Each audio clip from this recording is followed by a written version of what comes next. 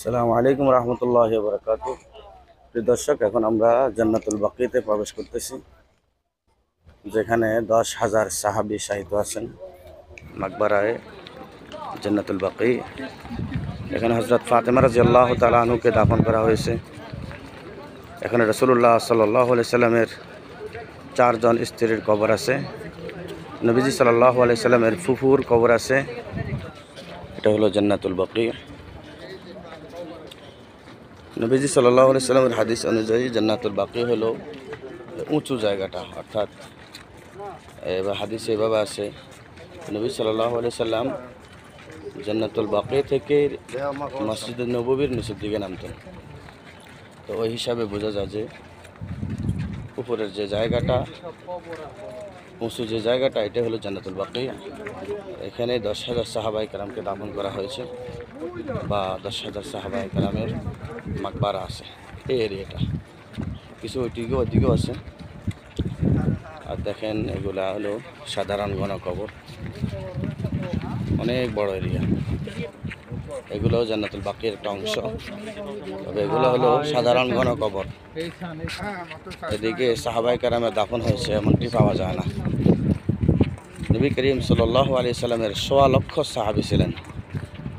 এই 1.25 লক্ষ সাহাবীর ভিতরে মাত্র 10,000 সাহাবায়ে কেরামের কবর এখানে পাওয়া যায়। বাকি সাহাবীগুলা কোথায়? এটা হলো প্রশ্ন। আসলে নবী করিম সাল্লাল্লাহু আলাইহি সাল্লাম যখন বিদায় হজের ভাষণে বলছিলেন যে বাল্লিগু আন্নী ওয়ালাউ আয়া, আমার পক্ষ থেকে যদি তুমি একটি হাদিসও জানো তাহলে এটি মানুষের মাঝে পৌঁছে দাও, এটা তোমার দ্বীনি দায়িত্ব। এই দ্বীনি দায়িত্ব পালনার্থে 1.25 লক্ষ সাহাবীর ভিতরে সমস্ত সাহাবী পৃথিবীর আনাচে কানাচে ছড়িয়ে পড়েছেন দ্বীনের দাওয়াত পৌঁছানোর জন্য, আলায়ে কালিমাতুল্লাহর জন্য। এই জন্য আমাদের বাংলাদেশেও সাহাবায়ে কেরামের এই কবর পাওয়া যায়, মাকবারা পাওয়া যায়। এভাবে পৃথিবীর প্রত্যন্ত অঞ্চলে ছুটে গিয়েছেন তারা শুধু আলায়ে কালিমাতুল্লাহর জন্য। সেই সুবাদে হয়তো আমরা মুসলমান হতে পারছি এবং একটা শান্তির ধর্ম খুঁজে পেয়েছি। সেই জন্য দ্বীনের দাওয়াত প্রত্যেকের দেওয়া উচিত। দ্বীনের দাওয়াত প্রত্যেককে দিতে হবে, কারণ এটা আমার আপনার জিম্মাদারি। যারা জানে না তাদেরকে আমাদেরকে জানাতে হবে, তাদের কাছে দ্বীনের দাওয়াতটা পৌঁছে দিতে হবে, যেটা সাহাবায়ে কেরামরা করছেন। না হয় নবীজি সাল্লাল্লাহু আলাইহি সাল্লামের পবিত্র ভূমি মদিনা, জান্নাতুল বাকি, মক্কাতুল মুকাররমা, এগুলো ছেড়ে ওনারা পৃথিবীর আনাচে কানাচে ছড়িয়ে পড়ছেন। এই জন্য মাত্র 10,000 সাহাবায়ে কেরাম ছাড়া সমস্ত এবং পৃথিবীর আনাচে কানাচে তাদের মাকবারা পাওয়া যায়। এটা আসলে দ্বীনি নিসবতে, দ্বীনি দাওয়াতের খাতিরে ওনারা পৃথিবীর আনাচে কানাচে ছড়িয়ে গিয়েছেন। এই মেসেজটা আমাদেরকে দিচ্ছেন যে দ্বীনের দাওয়াত দেওয়া এতটাই জরুরি, যেরকম একটা মাছের জন্য পানি জরুরি, যেরকম একটা মানুষের জন্য মাথা জরুরি, দ্বীনের দাওয়াতটা এরকম মানুষের দরবারে পৌঁছে দেওয়া জরুরি।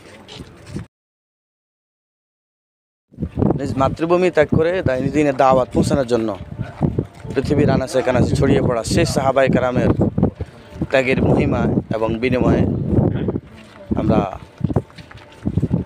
ইসলাম নামক শান্তির ধর্ম খুঁজে পেয়েছি। আলহামদুলিল্লাহ, আল্লাহ পাক ওনাদেরকে উত্তম বিনিময় দিয়ে জান্নাতুল আলা মাকাম, জান্নাতুল ফিরদাউস দান করুক, আমিন। এই যে এগুলো সব জান্নাতুল বাকির একটা অংশ করে বাড়ানো হয়েছে। এখানে গণহারে কবর দেওয়া হয়। আমরা এখন মূল জায়গা যাচ্ছি, যেখানে সাহাবায়ে কেরামদেরকে দাফন করা হয়েছে। 10,000 সাহাবীকে যেখানে দাফন করা হয়েছে, আমরা এখন সেই দিকে যাচ্ছি। দেখেন, আমরা নিচ থেকে উপরের দিকে উঠতেছি। উপরের যে জায়গাটা, অংশটা, এটা হলো মূল জান্নাতুল বাকি। এখানে নবীজি সাল্লাল্লাহু আলাইহি সাল্লামের হাতে গড়ানো 10,000 সাহাবায়ে কেরামকে দাফন করা হয়েছে। আমরা চলে আসছি, এখানে একটা নিশানাও বাকি আছে। দেখেন, এখানে ইটের গাঁথনি দিয়ে একটা নিশানা দেওয়া আছে। ইটের গাঁথনি দিয়ে একটা নিশানা বাকি আছে। এটা হলো এখান থেকে জান্নাতুল বাকিয়ের মূল অংশ। এখানে 10,000 সাহাবায়ে কেরাম এখানে শায়িত আছেন।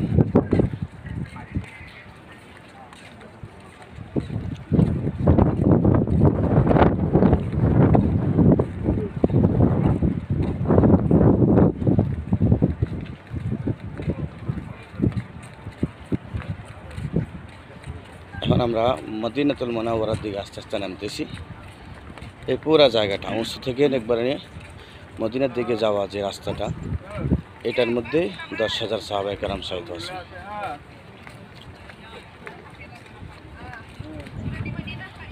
এখানে একটা ঘেরাও দেখতেছেন আপনারা। এই যে ঘেরাওয়ের ভিতরে নবী করিম সাল্লাল্লাহু আলাইহি ওয়াসাল্লামের দুজন স্ত্রী শায়িত আছেন। এটার নিশানাটা বাকি রাখছেন। উম্মাহাতুল মুমিনিন আমাদের আম্মাজান দুইজনের মাকবারা এখানে আছে। এই ঘেরাওয়ের ভিতরে একটা এবং ওই এটার ভিতরে আছে দুইটা।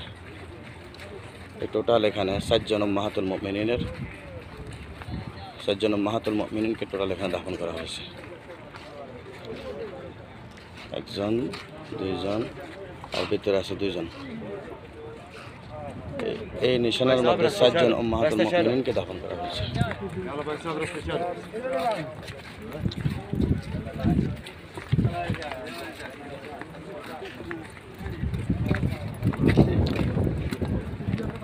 এখানে নবী করিম সাল্লাল্লাহু আলাইহি ওয়াসাল্লামের চাচাকে দাফন করা হয়েছে। ওই যে ভিতরে একটা এরিয়া আছে, এটা দেখতে পাচ্ছেন। ওইখানে হযরত আম্মাজান আয়েশা রাদিয়াল্লাহু তাআলা আনহাকে দাফন করা হয়েছে। ভিতরে আরও একটা এরিয়া আছে একবার ওই সাইডে, এটা হলো হযরত ফাতেমা রাদিয়াল্লাহু তাআলা আনহার মাকবারা। এখানে ঢুকতে দেওয়া হয় না। আর এদিকে নবী করিম সাল্লাল্লাহু আলাইহি ওয়াসাল্লামের ফুফুকে দাফন করা হয়েছে।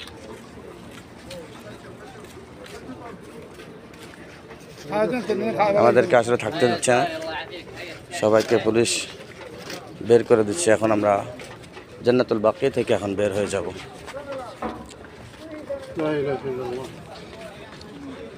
আমরা জান্নাতুল বাকি থেকে বের হয়ে দেখেন মদিনাতুল মুনাওয়ারার বা মসজিদে নববীর সীমানায় আমরা চলে